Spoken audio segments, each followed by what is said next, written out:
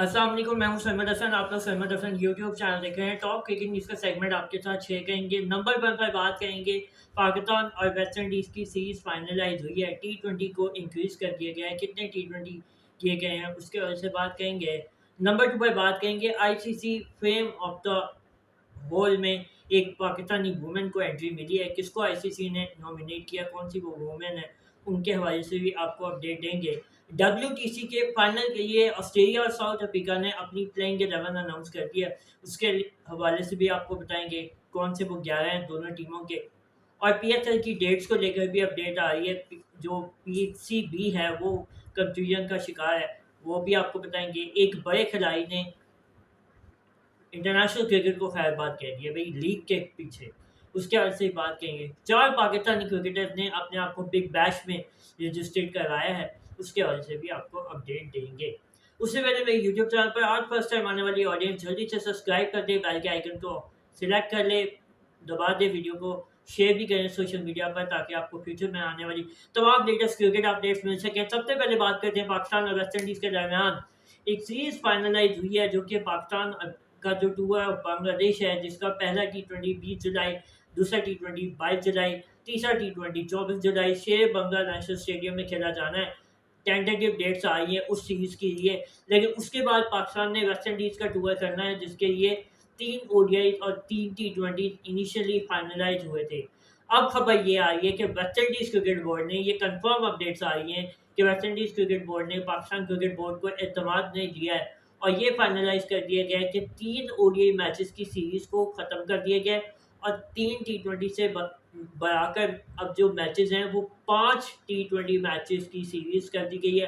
वजह ये बताई गई है दोनों बोर्ड्स की जाने से, specially West Indies cricket board ये चाहता था कि टी20 वर्ल्ड कप है 2026 फैब मार्च में, तो उसके लिए दोनों टीमों की जो प्रैक्टिस है वो बड़ी ज़बरदस्त हो सकती है।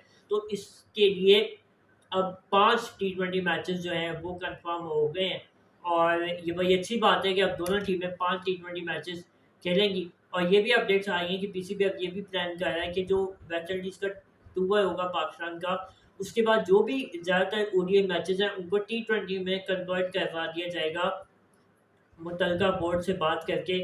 और उसके बाद टी20 वर्ल्ड कप से पहले पहले जो पाकिस्तान की सीरीज़ हैं वो ज़्यादातर टी20 फॉर्मेट में रखवाई जाएंगी।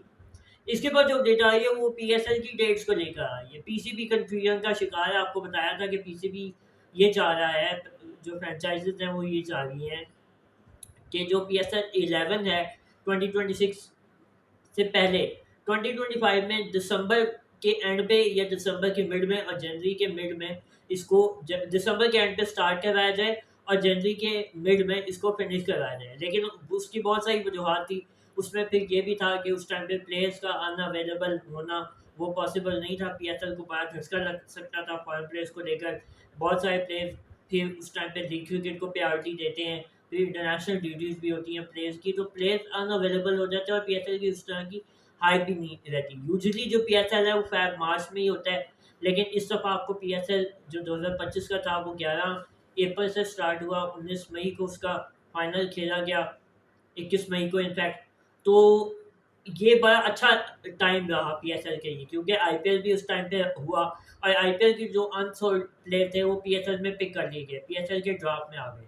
अब पीएसएल के जो फ्रेंचाइजीज हैं, स्पेशली जो पीसीबी है, उसको पता है और उसको ये बात पता चल गई है कि ये जो फ्रेंचाइज ओनर्स थे इनके ये लास्ट एडिशन थे, 10 साल का इनके साथ कॉन्ट्रैक्ट था। और वैसे भी पीएसएल में 2 नई टीम इंक्लूड करने की बातचीत चल रही है। एक जो पाकिस्तानी बिजनेसमैन है पीसीबी की, उनके साथ भी कुछ हल्की-फुल्की लाइटर मोड पे मुलाकातें चल रही हैं, कुछ बातचीत हो रही है।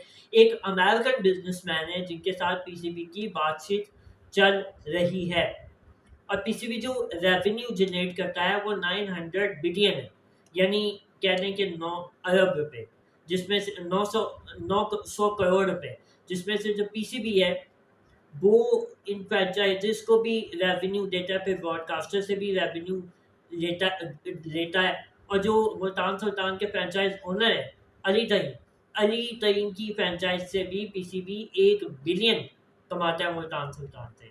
तो पीसीबी को जो कमाई हो जाती है वो इन सब में बांट के तकरीबन 3 अरब रुपए बनती है। तो पीसीबी ये भी सोचा है कि पीसीबी भी लॉस में जाएगा। तो अब ये फैसला किया जा रहा है कि जो PSL है उसको IPL के टाइम पे ही करवाया जाए, जिस तरह से इस ईयर करवाया गया था 2025 में, विच मीन्स कि नेक्स्ट ईयर 2026 में जो PSL है वो आपको IPL के ही टाइम पर नजर आएगा, PSL 11 का एडिशन। तो ये डेट्स जो हैं वो PSL को लेकर आ रही हैं, और जो नई टीमें हैं उन पे भी अब फ्रेंचाइज ओनर जो पहले वाले हैं उनको एग्री करना है PCB को। अभी तक PCB की कोई इस हवाले से बात नहीं हुई ज़्यादा हैवी लेवल पर कि कौन सी टीमों को लाया जाए, या PSL के जो मुतलका करंट फ्रेंचाइज ओनर थे उनको ही कंटिन्यू करवाया जाए, उनके दरमियान ही बिड करवाई जाए, या नए फ्रेंचाइज ओनर्स आएंगे। इस पे अभी नई जो है वो बागडोर होनी है।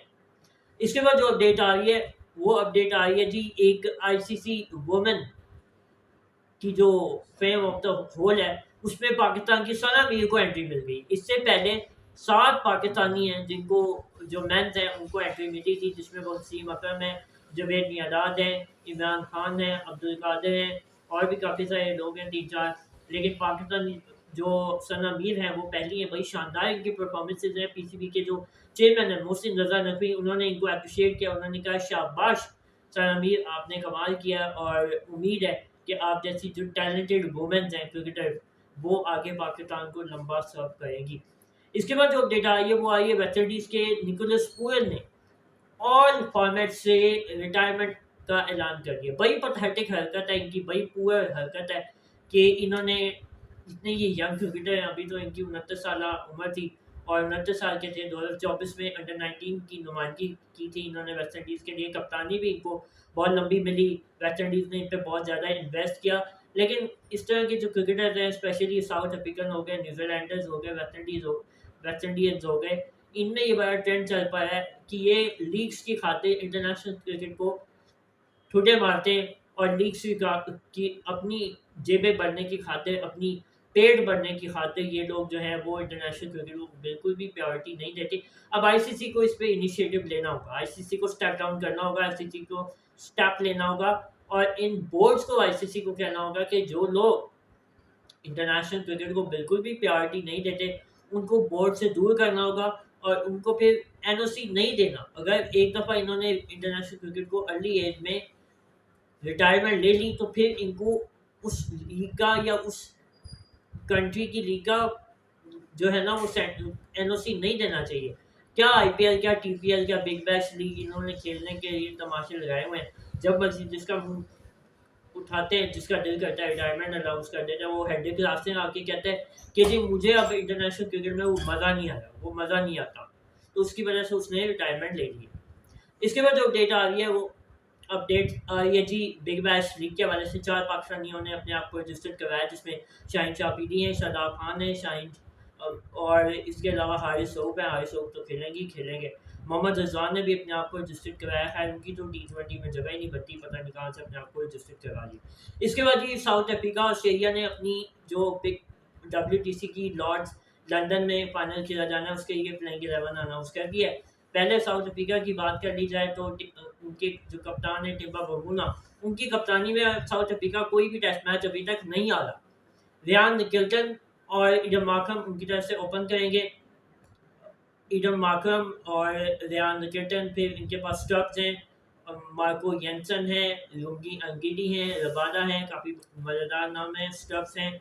ऑस्ट्रेलिया की बात की जाए तो उस्मान ख्वाजा है, कैमरॉन ग्रीन है, मार्नस लवशेन है, स्टीवन स्मिथ है, और वेस्टर हैं, बड़े ज़बरदस्त ये भी खिलाड़ी हैं, और एलेक्स कैरे हैं, Mitchell Starc, PAT Cummins, Hazlewood और नैथन ब्राउन। ये ऑस्ट्रेलिया की 11 बड़ी तगड़ी, बड़ी मज़ेदार 11, बट मुझे लगता था स्कॉट बॉयलैंड को होना चाहिए था पैट कमिंस के अलावा, लाइक मिचेल स्टार्क या हैजलवुड में से किसी एक की जगह, बट इन्होंने जो ट्राई किया है अनबिलीवेबल है, और साउथ अफ्रीका को कंडीशन सूट करती है। बट आई विश कि ऑस्ट्रेलिया जीते, WTC का फाइनल डिफेंड करे एक मतलब। फिर वीडियो अच्छा लगा लाइक सब्सक्राइब करें, जल्दी मुलाकात होती है, इजाज़त दें, खुदा हाफिज़।